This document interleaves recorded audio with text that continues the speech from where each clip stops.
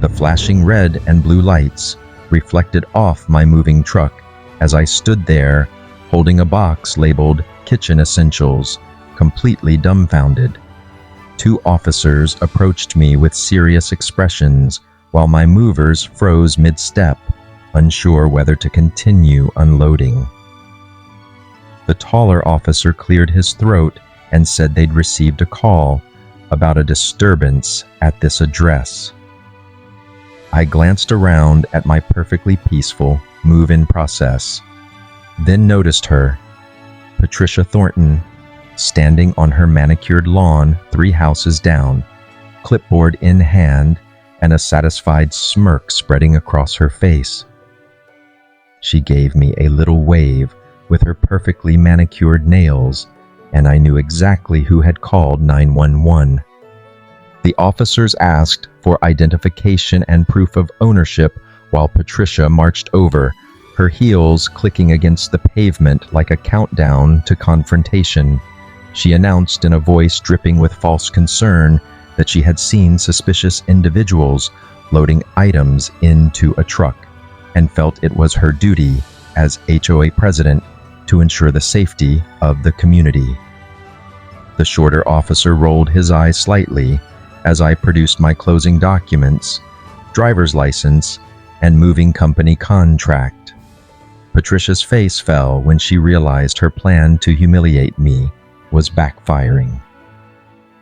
Just 5 days earlier, I had signed the closing papers on my dream home in Oakage Heights, an upscale gated community with pristine lawns and strict HOA regulations. The 4-bedroom colonial had everything I wanted after years of saving and career advancement. My real estate agent had warned me about the Active Homeowners Association, but I figured following some rules about lawn height and mailbox colors would be a small price to pay for living in such a beautiful neighborhood. My first encounter with Patricia happened the day after closing when I stopped by to measure for furniture. She materialized on my driveway before I even got my key in the door, introducing herself as the HOA president with a tone that suggested I should bow. She looked me up and down, taking in my work clothes and older model sedan, then asked if I was the contractor. When I explained I was the new owner, her smile tightened. She launched into questions about where I worked, whether I understood the community standards, and if I was aware that Oakage Heights had certain expectations for its residents. The way she emphasized certain made my skin crawl, but I chalked it up to an overzealous neighbor and tried to stay positive. She handed me a 3-inch binder containing the HOA rules and regulations, explaining with condescending sweetness that some people found the standards challenging to maintain. Her eyes lingered on my car as she mentioned the requirement for vehicles to be no more than 5 years old and washed weekly. When I politely thanked her for the information, she added that the HOA conducted monthly property inspections and that she personally oversaw compliance.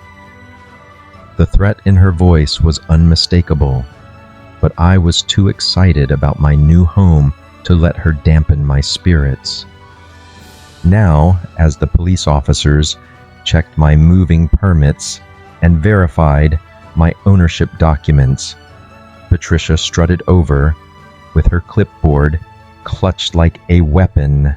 She announced in a shrill voice that she had concerns about unauthorized vehicles and potential criminal activity. The officers exchanged glances as I produced every possible document proving I owned the house. After 20 embarrassing minutes, they apologized for the inconvenience and left, but not before giving Patricia a warning about misusing emergency services. The next 3 weeks became my personal nightmare, orchestrated by Patricia Thornton. Every morning brought a new HOA violation notice taped to my door. My moving boxes, visible through the garage window for 2 hours, violated subsection 3.4. The placement of my trash can 6 inches too far from the curb warranted a $50 fine. She even claimed my doorbell was too loud and disrupted the peaceful ambiance of the neighborhood. I started keeping a folder of her complaints, which grew thicker by the day. Her harassment escalated beyond official notices. I caught her taking photos of my house at all hours, sometimes standing in my driveway at 6:00 a.m. She told other neighbors I was running an illegal business because I worked from home twice a week. When I had 2 friends over for dinner, she filed a complaint about an unauthorized gathering. The HOA board, which she had stacked with her allies over the years, rubber-stamped every one of her ridiculous fines. By the end of the first month, I owed over $800 in violations. The psychological warfare was exhausting. Patricia recruited her inner circle to monitor my every move. Margaret Sullivan, from across the street, kept a log of when I left for work and returned home.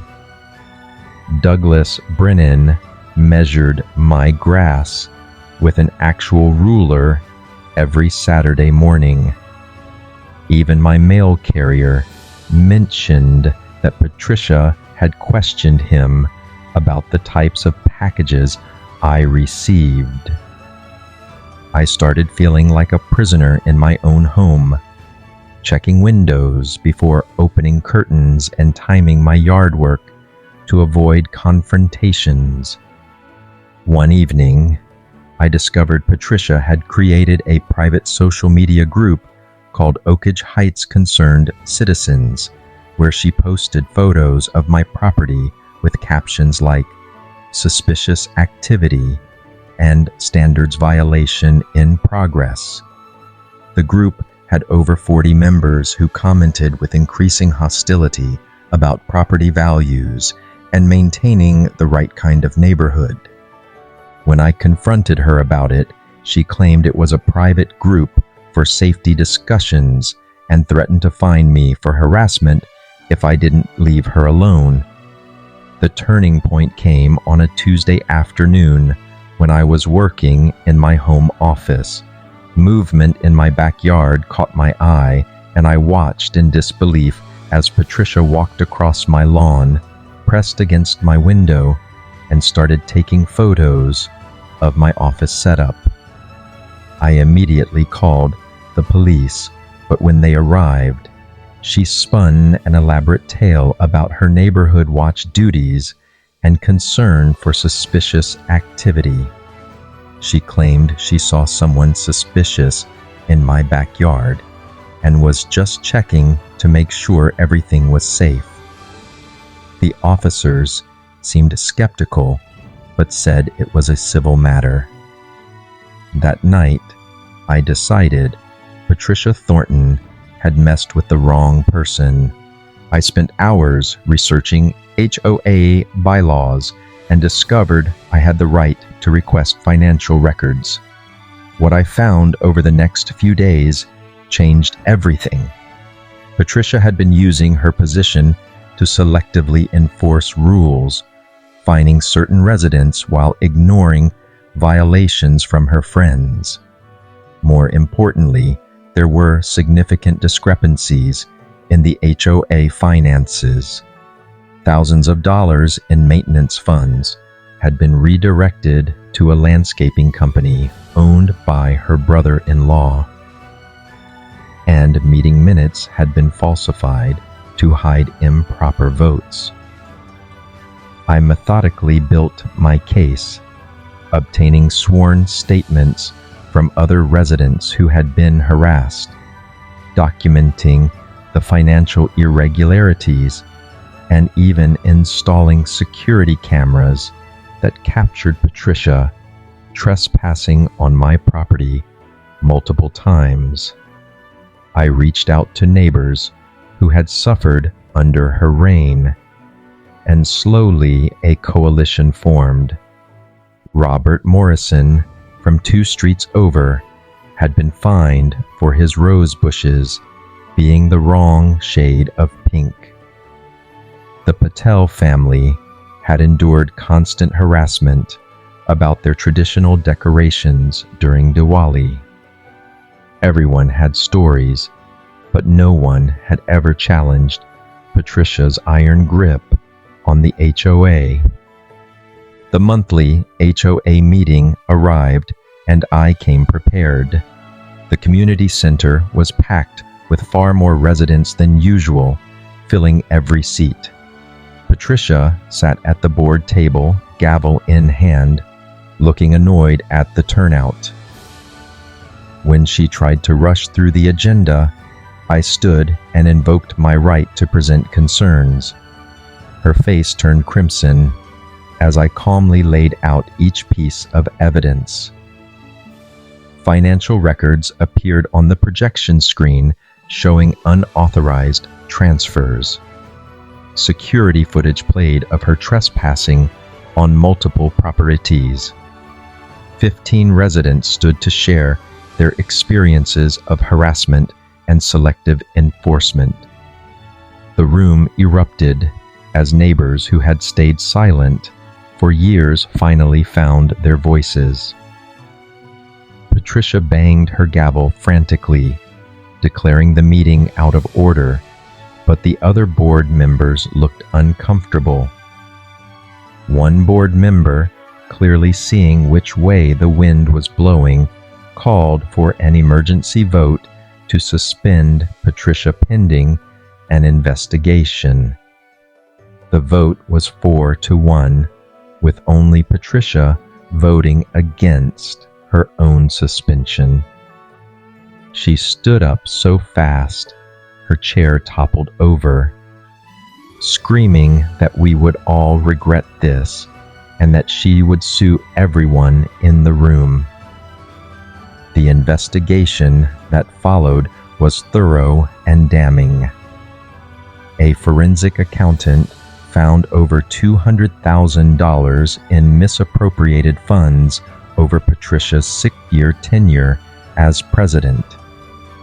She had been awarding contracts to family members, using HOA funds for personal legal fees, and maintaining a secret account where she deposited fines from residents she didn't like. The state attorney's office got involved, and Patricia was charged with embezzlement and fraud. The HOA board voted unanimously to ban her from any leadership position for life and pursued a civil suit to recover the stolen funds. The civil trial was swift and decisive. Patricia was ordered to pay back $350,000 in stolen funds plus damages. Her legal fees alone exceeded $200,000. Facing financial ruin and criminal charges, she had no choice but to list her $1.2 million house for sale. The for sale sign went up on a Monday, and by Friday, she was packing boxes under the watchful eyes of residents she had tormented for years. As the moving truck pulled away, Patricia sat in her luxury SUV, tears streaming down her face, while her lawyer explained that the criminal trial would likely result in 3 to 5 years in prison. Her final act of defiance came when she tried to leave a scathing 1-star review of the neighborhood online, but even that backfired when dozens of residents responded with their own stories of her abuse of power. The district attorney, after reviewing all the evidence, announced they would seek the maximum sentence of 5 years plus full restitution. Patricia's husband filed for divorce the same week, citing financial devastation and criminal association. She stood in the courtroom, no longer the imposing figure who had terrorized our neighborhood, but a broken woman facing the consequences of years of corruption and harassment. When the judge announced she would be held without bail pending trial due to flight risk, Patricia collapsed into her chair, finally understanding that her reign of terror was over.